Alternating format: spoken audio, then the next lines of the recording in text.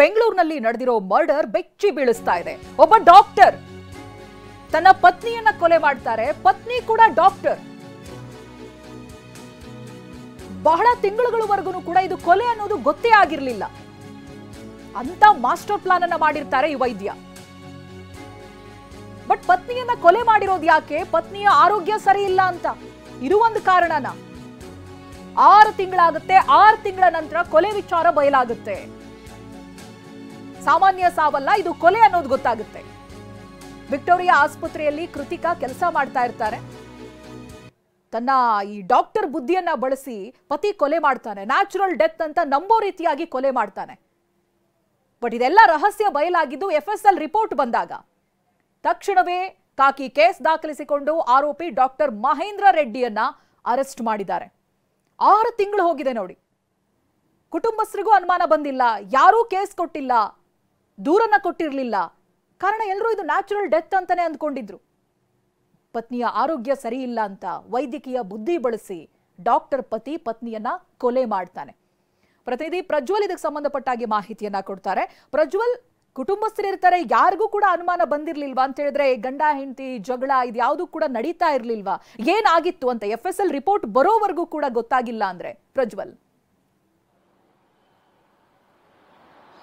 ಚೈತ್ರ, ಇದು ಬೆಂಗಳೂರು ಕಂಡಿರುವಂತ ಒಂದು cold blooded murder ಅಂತ ಹೇಳ್ಬೋದು. ಅಂದ್ರೆ ಕೊಲೆ ನಡೆದು 6 ತಿಂಗಳಾಗಿದೆ. ಇದುವರೆಗೆ ಯಾರಿಗೂ ಅನುಮಾನ ಇಲ್ಲ. ಸ್ವತಃ ಕೊಲೆಯಾಗಿರುವಂತ ಮಹಿಳೆಯ ಅಥವಾ ಯುವತಿಯ ಅವರ ತಂದೆಗೂ ಸಹಿತ ಒಂದೇ 1.1% ಅನುಮಾನ ಇರಲಿಲ್ಲ. ಎಷ್ಟರ ಮಟ್ಟಿಗೆ ಅಂತ ಅಂದ್ರೆ ಆಕೆ ಸಾವನ್ನಪ್ಪಿದ ದಿನ ಅವರ ತಂದೆ ಹೇಳ್ತಾರೆ, ನನ್ನ ಮಗಳನ್ನ ಪೋಸ್ಟ್ ಮಾರ್ಟಮ್ ಮಾಡೋದು ಬೇಡ, ಹಾಗೆ ಬಾಡಿಯನ್ನ ಹ್ಯಾಂಡ್ ಓವರ್ ಮಾಡಿ ಅಂತ. ಆದ್ರೆ ಪೊಲೀಸರು ಮಾತ್ರ ಆಸ್ಪತ್ರೆಯಲ್ಲಿ ಸಸ್ಪಿಷಿಯಸ್ ಆಗಿ ನಮಗೆ ಕಾಣಿಸ್ತದೆ, ನಾವು ಪೋಸ್ಟ್ ಮಾರ್ಟಮ್ ಮಾಡಿಸ್ತೀವಿ ಮತ್ತೆ UDR ಅನ್ನ ರಿಜಿಸ್ಟರ್ ಮಾಡೇ ಮಾಡ್ತೀವಿ ಅನ್ನೋ ಒಂದು ನಿರ್ಧಾರವನ್ನ ತೆಗೆದುಕೊಂಡು ಅವತ್ತು PM ಅನ್ನ ಮಾಡಿಸಿ ಆಕೆ ಬಾಡಿಯ ಸ್ಯಾಂಪಲ್ಸ್ ಗಳನ್ನ FSL ಕಳಿಸಿದ್ರಿಂದ ಇವತ್ತು 6 ತಿಂಗಳ ಬಳಿಕ ಅಂದ್ರೆ ಏಪ್ರಿಲ್ 2025ರಲ್ಲಿ ನಡೆದಿದ್ದಂತ ಕೊಲೆ ಇವತ್ತು ಅಂದ್ರೆ ಅವತ್ತು ಇದು ಸಾಮಾನ್ಯ ಸಾವು UDR ಅಂತ ಹೇಳಿ ಮಾಡ್ಕೊಂಡಿದ್ದಂಥದ್ದು ಇವತ್ತು ಈಗ ಕೊಲೆಯಾಗಿ ಮಾರ್ಪಾಡಾಗಿದೆ. ಜೊತೆಗೆ ಆರೋಪಿಯನ್ನು ಅರೆಸ್ಟ್ ಮಾಡ್ತಾರೆ. ಪ್ರಮುಖವಾಗಿ ಈತ ಒಬ್ಬ ಹೆಸರಾಂತ ವೈದ್ಯ. ವಿಕ್ಟೋರಿಯಾ ಹಾಸ್ಪಿಟಲ್ ಅಲ್ಲಿ ಜನರಲ್ ಸರ್ಜನ್ ಆಗಿರ್ತಾನೆ, ಮಹೇಂದ್ರ ರೆಡ್ಡಿ ಅಂತ ಹೇಳಿ. ಈಕೆ ಪತ್ನಿ ಸಹಿತ ಅದೇ ವಿಕ್ಟೋರಿಯಾ ಹಾಸ್ಪಿಟಲ್ ಅಲ್ಲಿ ಡೆರ್ಮೆಟಾಲಜಿ ಡಾಕ್ಟರ್ ಆಗಿರ್ತಾರೆ, ಕೃತಿಕಾ ರೆಡ್ಡಿ ಅಂತ ಹೇಳಿ. ಇವರಿಬ್ರು ಸಹಿತ ಏನು ಮಾರತಳ್ಳಿ ಪೊಲೀಸ್ ಠಾಣಾ ವ್ಯಾಪ್ತಿಯ ಮುನ್ನೇಕೊಳಲದ ನಿವಾಸಿಗಳು. ಅಂದ್ರೆ ಮುನ್ನೇಕೊಳಲಲ್ಲಿ ಕೃತಿಕಾ ರೆಡ್ಡಿ ಅವರ ತಂದೆಯ ನಿವಾಸ. ಅವರಿಬ್ರು ಹೆಣ್ಮಕ್ಳು, ಅವರಿಬ್ರು ಸಹಿತ ವೈದ್ಯರು. ಈ ಹಿನ್ನೆಲೆಯಲ್ಲಿ 2024 ಮೇ 5ನೇ ತಾರೀಕು ಇವರಿಬ್ಬರಿಗೆ ಮದುವೆ ಆಗುತ್ತೆ. ಮದುವೆ ಆದ ಬಳಿಕವಾಗಿ ಈತನಿಗೂ ಡಾಕ್ಟರ್ ಕೃತಿಕಾರ್ ಅವರಿಗೂ ಇಬ್ಬರಿಗೂ ಒಂದಷ್ಟು ಸಮಸ್ಯೆಗಳು ಶುರುವಾಗ್ತವೆ. ಹಾಗೆ ಸಂಪರ್ಕದಲ್ಲಿ ಇದೇ ಪ್ರಕರಣಕ್ಕೆ ಸಂಬಂಧಪಟ್ಟಾಗಿ ಒಂದಷ್ಟು ಅಪ್ಡೇಟ್ಸ್ ಗಳು ಕೂಡ ಗೊತ್ತಾಗ್ತಾ ಇದೆ. ಇವರ ಹಿಸ್ಟ್ರಿ ಗೊತ್ತಾಗ್ತಾ ಇದೆ. 2024ರಲ್ಲಿ ಇಬ್ಬರ ಮದುವೆ ಆಗಿರುತ್ತೆ. ಮದುವೆಯಾದ 11 ತಿಂಗಳ ನಂತರ ಕೊಲೆ ಪ್ಲಾನ್ ಮಾಡ್ತಾನೆ ಈತ. ಇಂಜೆಕ್ಷನ್ ನೀಡಿ ಪತ್ನಿಯನ್ನ ಮಹೇಂದ್ರ ರೆಡ್ಡಿ ಕೊಂದಿರ್ತಾನೆ. ಆಕೆಯ ತಂದೆ ಮನೆಯಲ್ಲೇ ಕೊಲೆ ಮಾಡಿರ್ತಾನೆ ಆರೋಪಿ. ಮೃತ ಕೃತಿಕಾ ರೆಡ್ಡಿಗೆ ಅಜೀರ್ಣ ಇರುತ್ತೆ, ಗ್ಯಾಸ್ಟ್ರಿಕ್ ಹಾಗೆ ಲೋ ಶುಗರ್ ಸಮಸ್ಯೆ ಇತ್ತು. ಈ ವಿಚಾರವನ್ನ ಯುವಕನಿಗೆ ತಿಳಿಸದೇನೆ ಮದುವೆ ಮಾಡಿದ್ರು. ಮದುವೆ ಆದ ಬಳಿಕ ಡಾಕ್ಟರ್ ಮಹೇಂದ್ರನಿಗೆ ಈ ವಿಚಾರ ಗೊತ್ತಾಗುತ್ತೆ. ಆರೋಗ್ಯ ಸಮಸ್ಯೆ ಆಗದಂತೆ ನೋಡ್ಕೊಳ್ಳೋದಕ್ಕೆ ಸಾಧ್ಯವಾಗಿರ್ಲಿಲ್ಲ. ಹಾಗಾಗಿ ಈ ರೀತಿಯಾಗಿ ಕೊಲೆ ಮಾಡಿರ್ತಾನೆ ಈತ.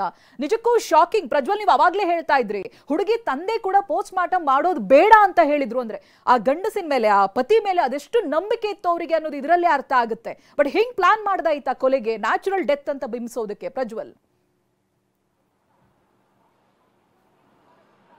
ಚೈತ್ರ, ಈತನಿಗೆ ಆಕೆಯನ್ನ ಜೊತೆ ಬದುಕಕ್ಕಾಗಲ್ಲ ಅನ್ನೋ ಒಂದು ತೀರ್ಮಾನಕ್ಕೆ ಬರ್ತಾನೆ. ಯಾಕಂದ್ರೆ ಆಕೆಗೆ ಲೋ ಶುಗರ್ ಇರುತ್ತೆ, ಮತ್ತೆ ಆಕೆಗೆ ಗ್ಯಾಸ್ಟ್ರಿಕ್ ಸಮಸ್ಯೆ ಇರುತ್ತೆ, ಆಕೆಗೆ ಅಜೀರ್ಣದ ಸಮಸ್ಯೆ ಇರುತ್ತೆ. ಸ್ವತಃ ಆಕೆ ಸಹಿತ ಕೃತಿಕಾ ರೆಡ್ಡಿ ಸಹಿತ ವೈದ್ಯಳಾಗಿದ್ರು ಸಹಿತ ಆಕೆ ಆರೋಗ್ಯ ಸಮಸ್ಯೆಯನ್ನ ಸರಿ ಮಾಡ್ಕೊಳಕ್ ಆಗಲ್ಲ. ಊಟ ಮಾಡದೆ ದಿನಕ್ಕೆ 4-5 ಸಲ ವಾಮಿಟಿಂಗ್ ಆಗುವಂತದ್ದು, ಮತ್ತೆ ಆರೋಗ್ಯ ಸರಿ ಬರ್ದಲೇ ಇರುವಂತದ್ದು. ಆಕೆ ಕೆಲಸ ಮಾಡ್ತಿದ್ರು ಆ ಹಾಸ್ಪಿಟ್ಲ್ಗೆ ವಾರದಲ್ಲಿ 2 ದಿನ 3 ದಿನ ಹೋಗಕ್ಕೆ ಆಗಲ್ಲ. ಅಷ್ಟರ ಮಟ್ಟಿಗೆ ಆಕೆಗೆ ಆರೋಗ್ಯ ಸಮಸ್ಯೆ ಆಗುತ್ತೆ. ಈತ ಒಂದು ಸಲ ಫೆಡಪ್ ಆಗ್ತಾನೆ. ಏನಂತ ಅಂದ್ರೆ, ನನ್ಗೆ ಇಷ್ಟು ಚೆನ್ನಾಗಿರೋ, ನನಗೆ ಇಷ್ಟು ಒಳ್ಳೆ ವೈದ್ಯನಾಗಿರೋ ನನಗೆ ಒಬ್ಳು ರೋಗದ ಮಹಿಳೆಯನ್ನ, ರೋಗದ ಯುವತಿಯನ್ನ ಮದುವೆ ಮಾಡಿಬಿಟ್ರೆ ನನ್ನ ಜೀವನ ಪೂರ್ತಿ ಹಿಂಗೆ ಆಯ್ತು ಅನ್ನೋ ಒಂದು ತೀರ್ಮಾನಕ್ಕೆ ಬರ್ತಾನೆ. ಈ ತೀರ್ಮಾನಕ್ಕೆ ಬಂದ ನಂತರವಾಗಿ ಆಕೆಯನ್ನ ಆಕೆ ಎಲ್ಲರ ಜೊತೆಗೂ ತಾನು ಒಳ್ಳೆಯವನು ಅನ್ನಿಸ್ಕೊಳ್ಬೇಕು, ಮತ್ತೆ ಆಕೆ ತನ್ನ ಜೀವನದಿಂದ ಹೊರ ಹೋಗ್ಬೇಕು. ಇದು ಒಂದು ಪ್ಲಾನಿನ ಪ್ರಮುಖ ಅಂಗ. ಹೀಗಾಗಿ ಆಕೆಯನ್ನ ಅಂದ್ರೆ ಹುಷಾರಿಲ್ಲ ಅಂತೇಳಿ ಅವರ ಮುನ್ನೆಕೊಳದ ನಿವಾಸ ಅಂದ್ರೆ ಆಕೆ ಕೃತಿಕಾ ರೆಡ್ಡಿ ಅವರ ತಂದೆಯ ಮನೆಗೇನೆ ಕರ್ಕೊಂಡೋಗಿ ಬಿಡ್ತಾನೆ.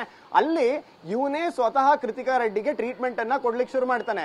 ಎಷ್ಟರ ಮಟ್ಟಕ್ಕೆ ಅಂದ್ರೆ ಆಕೆಗೆ IV ಇಂಜೆಕ್ಷನ್ ಅನ್ನ ಹಾಕಿ ಆಕೆಗೆ ಸಲೈನಿನ ಮೂಲಕವಾಗಿ ಮೆಲ್ಲಕ್ಕೆ ಆಕೆಗೆ ಮೆಡಿಸಿನ್ ಅನ್ನ ಪ್ರೊವೈಡ್ ಮಾಡ್ತಿದೀನಿ ಅಂತೇಳಿ 2 ದಿನಗಳ ಕಾಲ ಸತತವಾಗಿ ಈತ ಮೆಡಿಸಿನ್ ಅನ್ನ ಕೊಡ್ತಾನೆ. ಮನೆಯಲ್ಲೇ ಮೆಡಿಸಿನ್ ಅನ್ನ ಕೊಡ್ತಾಳೆ. ಒಂದು ಸಮಯದಲ್ಲಂತೂ ಅಂದ್ರೆ ಸಾಯುವ ದಿನ ಆಕೆ ಫೋನ್ ಮಾಡಿ ಹೇಳ್ಕೊಳ್ತಾಳೆ, ನನ್ಗೆ ಕಾಲಿಗೆ ಕೊಟ್ಟಿರುವಂತ ಇಂಜೆಕ್ಷನ್ ಇಂದ ಬರ್ತಿರುವಂತ ಸಲೈನ್ ಇಂದ ತುಂಬಾ ನೋವಾಗ್ತದೆ, ತೆಗಿತೀನಿ ಅಂತ. ಆದ್ರೆ ಈತ ಆಕೆಯನ್ನ ಕನ್ವಿನ್ಸ್ ಮಾಡ್ತಾನೆ.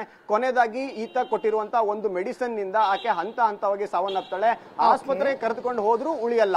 ಕೊನೆಗೆ ಈಗ FSL ವರದಿಯಲ್ಲಿ ಇದೊಂದು ಕೋಲ್ಡ್ ಬ್ಲಡೆಡ್ ಮರ್ಡರ್ ಅನ್ನೋ ರೀತಿಯಲ್ಲಿ ಆಕೆಯ ದೇಹದಲ್ಲಿ ಅನಸ್ಲೇಷದ ಅಂಶ ಇತ್ತು, ಅದರಿಂದ ಸಾವನ್ನಪ್ಪಿದ್ದಾಳೆ ಅನ್ನೋದು ಗೊತ್ತಾಗಿದೆ. Chaitra, horrible. Thank you Prajwal ಮಾಹಿತಿಗಾಗಿ.